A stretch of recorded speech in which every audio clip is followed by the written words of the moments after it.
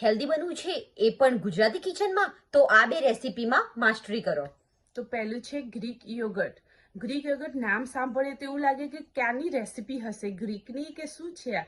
તો Greek yoghurt એ આપણું દહીં જે છે એક પ્રકારનું દહીં જ છે.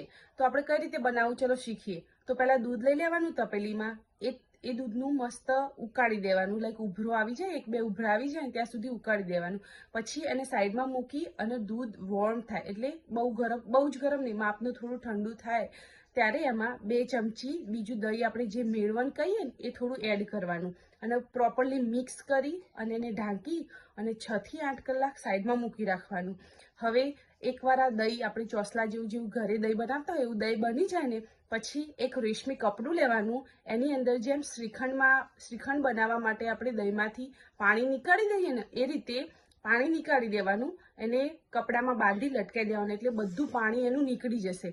હવે જે આપણને મળશે એને ઘટ્ટ દહીંને આપણે ગ્રીક યોગર્ટ કહીએ. ગ્રીક યોગર્ટ બહુ બધી રીતે ખાઈ શકાય. તમે એકલું બી ખાઈ શકો, છાશ બનાવી શકો, એની અંદર નટ્સ લાઈક બદામ, કાજુ કે પિસ્તા કંઈ નાખીને ખાઈ શકો, મધ નાખીને ખાઈ શકો, કાં તો પછી કોઈ ફ્રૂટ સાથે બી ખાઈ શકો. બહુ જ હેલ્ધી ઓપ્શન છે જમવા માટે. અને બીજો ઓપ્શન છે આલમંડ મિલ્ક. તો આલમંડ મિલ્ક સાંભળીને જેવું લાગે કે બહુ એક્સપેન્સિવ હતું હશે બનાવવું, પણ એકદમ સરળ છે. તમારે રાત્રે થોડી ઘણી બદામ પલાળી દેવાની, જ્યારે સવારે એ પલાળીને રેડી થઈ જાય ત્યારે એના છિલકા કાઢી નાખવાના અને જે વધે એને બ્લેન્ડરમાં 3 થી 4 કપ પાણી સાથે મિક્સ કરી દેવાનું. તો એક સ્મૂથ ટેક્સચર બનીને બહાર આવશે.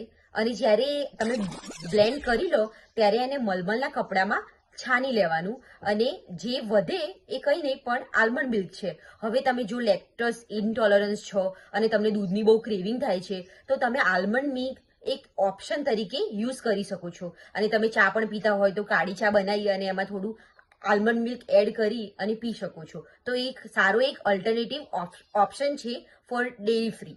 Are you curious about more healthy recipes in Gujarati kitchen?